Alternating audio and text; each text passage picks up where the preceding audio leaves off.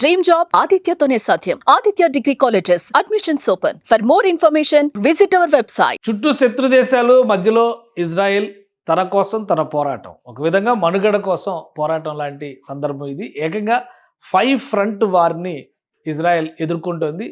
ఆ యుద్ధంలో కూడా శత్రు దేశాలపైన పైచేయి సాధిస్తున్నామని ప్రకటించడం ప్రపంచ దేశాలను కూడా ఆశ్చర్యపరుస్తుంది. ఇజ్రాయేలీ టెక్నాలజీ అత్యద్భుతం అని భావించినటువంటి రోజుల్లో ఇరాన్ క్షిపణులు వెళ్ళి ఇజ్రాయెల్లో ఉన్నటువంటి ప్రధాన భవనాలని, ప్రధానమైనటువంటి సైనిక స్థావరాలని, ఎంబసీలని తాకుతున్నటువంటి పరిస్థితుల్లో ఇరాన్ కొన్ని ఆసక్తికరమైనటువంటి అంశాలు, ఇరాన్తో జరుగుతున్నటువంటి యుద్ధంలో కొన్ని ఆసక్తికరమైనటువంటి అంశాలు వెలుగు చూస్తున్నాయి. ఈ 5 ఫ్రంట్ వార్ ఏంటి, ఎందుకు ఇరాన్ని మాత్రమే ఇజ్రాయెల్ టార్గెట్ చేసింది, పక్కన ఉన్నటువంటి అరబ్ దేశాలను వదిలి దూరంగా ఉన్నటువంటి ఇరాన్ పైన ఎందుకు బాంబుల వర్షం కురిపించింది అనేది ఒకసారి విశ్లేషిద్దాం. ఇది మొత్తం మ్యాప్ చూస్తే కనుక ఇజ్రాయెల్కి సంబంధించినటువంటి మ్యాప్. ఇది రంగుల కాంబినేషన్లో కనిపించేటువంటి మ్యాప్. పశ్చిమాసియాలో చిట్ట చివరి కొస, ఒకవైపు మధ్యధరా సముద్రం, ఇంకోవైపు డెడ్ సీ అంటే మృత సముద్రం, దిగువన చూస్తే ఎర్ర సముద్రం. ఈ 3 సముద్రాల మధ్య ఉన్నటువంటి దేశమే ఇజ్రాయెల్. ఇజ్రాయెల్ నైసర్గిక స్వరూపం కూడా చాలా డిఫరెంట్ స్పేస్గా చూడాల్సి ఉంటుంది. ఈ ప్రాంతం మొత్తం ఇజ్రాయెల్ కింద మనం ట్రీట్ చేయాల్సి ఉంటుంది. మధ్యలో ఆరెంజ్ కనిపిస్తున్న ప్రదేశం అంతానేమో, ఈ పింక్ కనిపిస్తున్నటువంటి ప్రాంతం ఏమో పాలస్తీనా అనేటువంటి క్లెయిమింగ్. అంటే పాలస్తీనాకి సంబంధించి ఇక్కడ రమల్లా ఉంటుంది. ఇది గాజా స్ట్రిప్ అంటే గాజా ప్రాంతం, వెస్ట్ బ్యాంక్ కూడా ఇక్కడే ఉంటుంది. ఇందులో జెరూసలేంలో మళ్ళీ కొంత భాగాలు పంచుకునే 2 దేశాలు పాలస్తీనా, ఇజ్రాయెల్. అంటే 2 నేషన్ థియరీ, 2 దేశాల ఏర్పాటుకి గతంలో అంగీకరించి ఉంటుంటే కనుక 1948, 1950 మధ్యలోనే ఈ సమస్యకు ఒక పరిష్కారం వచ్చి ఉండేది. కానీ ఎవరికి వారే తమ విశ్వాసాలను ముందర పెట్టి తమదంటే తమది, ఇజ్రాయెల్ మొత్తం తమకే కావాలని ఇజ్రాయెల్, పాలస్తీనా ఆ భూభాగం మొత్తం తమకే కావాలని పాలస్తీనా. ఈ వాదులాట వల్లనే దశాబ్దాలుగా ఇక్కడ రక్తపాతం జరుగుతున్నటువంటి సందర్భం కనిపిస్తూ ఉంది చాలా స్పష్టంగా. ఇది ఇజ్రాయెల్కి సంబంధించినటువంటి ప్రధానమైనటువంటి భూభాగాలు. ఈ ప్రాంతంలో కూడా బాంబింగ్ జరిగింది. టెల్ అవీవ్ క్యాపిటల్ ప్రాంతం, ఈ ప్రాంతంలో కూడా బాంబింగ్ జరిగింది. ఇటువైపు చూస్తే హైఫా ప్రాంతంలో బాంబింగ్ జరిగింది. ఈ సరిహద్దు ప్రాంతాలన్నీ కూడా ఇక్కడ గోలన్ హైట్స్ అని చెప్పని కొండలు ఉంటాయి. సిరియాకి సరిహద్దులో ఉండేటువంటి ప్రాంతం. ఇక ఇటువైపు జోర్డాన్, ఇటువైపు ఈజిప్ట్, ఇట్లా ఈ దేశాలన్నీ కూడా అరబ్ దేశాలే. అయితే మిగతా దేశాలతో కొంతవరకు సారూప్యత ఉన్నప్పటికీ, సమస్యల పరిష్కారంలో కొన్ని ముందడుగులు పడినప్పటికీ కూడా ఇరాన్ చేస్తున్నటువంటి ప్రాక్సీ వార్ అంటే ప్రచ్ఛన్న యుద్ధం, భారతదేశం పైన ఎలా అయితే పాకిస్తాన్ ప్రచ్ఛన్న యుద్ధం చేస్తూ తీవ్రవాదాన్ని పెంచి పోషించిందో, అదే తరహాలో ఇరాన్ ఇజ్రాయెల్ పైన తీవ్రవాదాన్ని పెంచి పోషించడంలో కీలక పాత్ర పోషించింది. అందుకనే 2 దేశాల మధ్యలో సరిహద్దులుగా ఉన్నప్పటికీ కూడా ఈ 2 దేశాల మధ్య దాటి ఈ ప్రాంతాలన్నింటిలో కూడా ఇజ్రాయెల్కి వ్యతిరేకంగా సైన్యాన్ని తయారు చేయడంలో హిజ్బుల్లా కానీ, హూతీలు కానీ, అలానే హమాస్ కానీ, ఈ తీవ్రవాద సంస్థలన్నిటికీ వెన్నుదన్నుగా నిలిచింది ఇరానే. ఇరాన్ నుంచి ఫండింగ్, కావాల్సినటువంటి ఎక్విప్మెంట్, ఇవన్నీ కూడా క్లియర్గా అందుతున్నటువంటి నేపథ్యంలోనే ఈ వెస్ట్ ఏషియాలో శాంతి కురియాలంటే, శాంతి వెల్లువిరియాలంటే ఇరాన్ని ధ్వంసం చేయాలనేటువంటి నిర్ణయానికి ఇజ్రాయెల్ వచ్చింది. ఆ క్రమంలోనే వరుసగా జరుగుతున్నటువంటి దాడులు, మధ్యలో ఉన్నటువంటి దేశాలు ఇరాక్, సిరియా 2 దేశాలను దాటి అవతల నుంచి ఇరాన్ పెంచి పోషిస్తున్నటువంటి తీవ్రవాద మోకలు ఇజ్రాయెల్ని ఎప్పటికప్పుడు ఇబ్బందులు పెడుతూనే ఉన్నారు. అందులో కీలకమైనటువంటిది హిజ్బుల్లా గ్రూపు. హిజ్బుల్లా లెబనాన్లో మకాం వేసి, Hezbollah ground war with Israel across Lebanon southern border. మొత్తం ఈ ప్రాంతం అంతా కూడా అంటే ఇజ్రాయెల్కి ఉత్తర దిక్కు మొత్తం బీభత్సాలు సృష్టించేది హిజ్బుల్లా గ్రూపు. దీనికి ఫండింగ్ మొత్తం చేసేది మళ్ళీ ఇరానే. అలానే మరొకటి కూడా ఉంది, ఇక్కడ గాజా స్ట్రిప్లో అధికారం అంటే పాలస్తీనాకి సంబంధించి 2 భూభాగాలు ఉంటాయి. ఈ మధ్యలో ఒక భూభాగం, ఇటు పక్కన ఒక భూభాగం. కానీ గాజా స్ట్రిప్లో మాత్రం హమాస్ తన కంట్రోల్లో పెట్టుకుని అక్కడి నుంచే నరమేధం మొదలుపెట్టింది. అక్కడి నుంచి ఈ గెరిల్లా వార్ఫేర్, ఇజ్రాయెల్ మీద చేస్తున్నటువంటి గెరిల్లా వార్ఫేర్ దక్షిణ భాగంలో విధ్వంసం సృష్టిస్తుంది.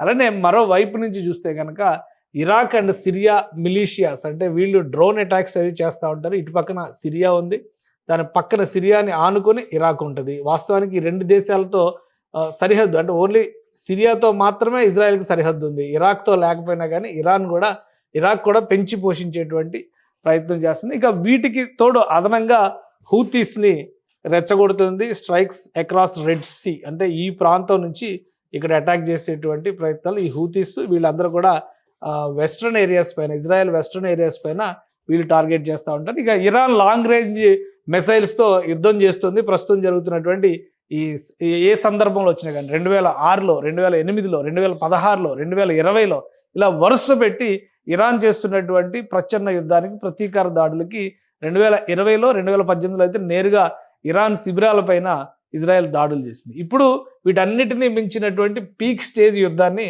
ఇప్పుడు మనం చూస్తున్నాం. సో ఇందులో ఎవరికి ఎంత సైన్యం ఉంది, ఎంత బలగం ఉంది అనేది కూడా ఒకసారి విశ్లేషిద్దాం. ఇంతమందితో పోరాడుతున్నటువంటి ఇజ్రాయెల్కి ప్రధానమైనటువంటి శక్తి వనరు టెక్నాలజీ మాత్రమే. సైన్యం పరంగా చూస్తే కేవలం 6,70,000 మంది ఇజ్రాయెల్ సైన్యం ఉంటారు. ఇక హిజ్బుల్లా ట్రూప్స్ చూస్తే 25,000 నుంచి 50,000 వరకు ఉంటారు. ఎందుకంటే అన్ని తీవ్రవాద మోకలు కాబట్టి సరైనటువంటి సమాచారం వాటికి సంబంధించి లేదు. ఇక ఇరాన్ చూస్తే 10 మిలియన్ల అంటే 1.18 మిలియన్స్ అంటే దాదాపు 11,80,000 మంది సైన్యం ఇరాన్కి ఉంటుంది. అంటే సైనిక శక్తి పరంగా ఇరాన్ ఇజ్రాయెల్ కంటే చాలా పెద్దది. కానీ సాంకేతిక శక్తి పరంగా ఇజ్రాయెల్ అత్యంత బలమైంది, శక్తివంతమైంది. సో ఇక టెక్నాలజీ పరంగా చూస్తే కనుక మర్క్వా MQ, అలానే T-55 ట్యాంకర్లు, కరార్ ట్యాంకర్లు ఇవన్నీ కూడా శత్రువుల దగ్గర ఉన్నటువంటివి. ఎయిర్ క్రాఫ్ట్ల విషయానికి వస్తే F-16 ఇవన్నీ కూడా ఇజ్రాయెల్కి సంబంధించినటువంటి సిస్టము. ఇది F-16 ఫాల్కన్స్ ఉన్నాయి. అలానే హిజ్బుల్లా చేతిలో మహాజర్ 6, MiG-29 ఇరాన్ చేతిలో ఉన్నాయి. వీటితో పాటు రాకెట్లకి సంబంధించినటువంటి టెక్నాలజీని కూడా ఒకసారి మనం చూస్తే కనుక ఇజ్రాయెల్ చేతిలో బలమైనటువంటి LAR-160 ఆర్టిలరీ ఉంది. సరిహద్దుల్లో ఉన్నటువంటి దేశాలన్నింటినీ కూడా తుక్కు రేగొడుతుంది. తర్వాత చూస్తే బరాక్ మిసైల్స్ లాంటివన్నీ కూడా దూర ప్రాంతాల్లో ఉన్నటువంటి దేశాలపైన అటాక్ చేయడానికి ఉపయోగించాయి. ఇక హిజ్బుల్లా ఎక్కువ వాడుతుంది ఫతే 110 మిసైల్స్. షహాబ్ 3 ఇది చాలా బలమైనటువంటి మిసైల్, ఇరాన్కి సంబంధించినటువంటి అంచనాలు ఉన్నాయి. 1200 కిలోమీటర్ల రేంజ్ వరకు ఉన్నటువంటి మిసైల్స్ని ప్రయోగిస్తుంది. ఈ క్రమంలోనే పశ్చిమ తీరంలో, ఇజ్రాయెల్ పశ్చిమ తీరంలో కమర్షియల్ క్యాపిటల్గా చెప్పుకునేటువంటి టెల్ అవీవ్ని కుదేలు చేసేటువంటి ప్రయత్నం ఇరాన్ చేసింది. ఐరన్ డోమ్ వందలాదిగా వచ్చినటువంటి క్షిపణులను అడ్డుకోగలిగినప్పటికీ కొన్ని క్షిపణులు మాత్రం ఇజ్రాయెల్లో బీభత్సం సృష్టించాయి. అమెరికన్ ఎంబసీ దగ్గర నుంచి చుట్టుపక్కల ప్రధానమైనటువంటి భవంతులపైన అటాక్ చేయడంలో మాత్రం ఇరాన్ సక్సెస్ అయింది. ఈ నేపథ్యంలోనే ఇజ్రాయెల్ ఒక బలమైనటువంటి యుద్ధ తంత్రాన్ని అనుసరించింది. చుట్టుపక్కల 5 వార్లు అంటే 5 సరిహద్దుల్లో యుద్ధం చేస్తూనే ఇరాన్ పైన భారీ శ్రేణి క్షిపణుల్ని ప్రధానంగా ఎయిర్ ఫోర్స్ని ఉపయోగించడం ద్వారా ఇరాన్ గగనతలం మొత్తాన్ని కూడా తన నియంత్రణలోకి తీసుకున్నట్టుగా ప్రకటించింది. సో ఇంతమందితో పోరాటం చేయడంలో ఇజ్రాయెల్ పైచేయి కావడానికి ఒకే ఒక్క కారణం సాంకేతికంగా ఇజ్రాయెల్ అనుసరిస్తున్నటువంటి అత్యున్నత విధానాలు. అందుకనే ప్రాణ నష్టం వీలైనంత తక్కువగా ఉండేలాగా శత్రువులకి దుర్భేద్యమైనటువంటి రక్షణ వ్యవస్థల్ని చూపిస్తూనే శత్రు శిబిరాలని పెకలించి వేసేటువంటి ప్రయత్నాల్ని ఇజ్రాయెల్ చేయడంలో సక్సెస్ అయింది. ఇప్పుడు ఇజ్రాయెల్కి అండగా అమెరికా నిలిచేటువంటి అవకాశాలు చాలా స్పష్టంగా కనిపిస్తున్నాయి. అమెరికా కనుక నేరుగా యుద్ధంలోకి దిగితే, ఎందుకంటే ఇప్పటికే మధ్యధరా సముద్రంలో ఉన్నటువంటి నేవల్ కమాండ్ మొత్తాన్ని కూడా ఇటు ఇజ్రాయెల్కి అండగా ఇటువైపు తీసుకొచ్చేటువంటి ప్రయత్నం చేస్తుంది. అంటే రెడ్ సీ వైపు తీసుకొచ్చేటువంటి ప్రయత్నం చేస్తుంది. కాబట్టి ఇరాన్ తీరానికి చేరడానికి ఆ మార్గం, అది ఇరాన్ తీరాలకి సమీపంలోకి తీసుకెళ్లేటువంటి మార్గం అవుతుంది. ఒకవేళ అమెరికా నేవల్ ఫోర్సెస్ కనుక ఆ ప్రాంతానికి వెళ్తే ఇజ్రాయెల్ చేసేటువంటి దాడులు మరింత బీభత్సంగా ఉండే అవకాశం ఉందని చెప్పని యుద్ధరంగ నిపుణులు హెచ్చరిస్తున్నారు. సుమన్ టీవీలో మీ పర్సనల్ అండ్ బిజినెస్ ప్రమోషన్స్ కోసం కింది నెంబర్కి కాంటాక్ట్ చేయండి.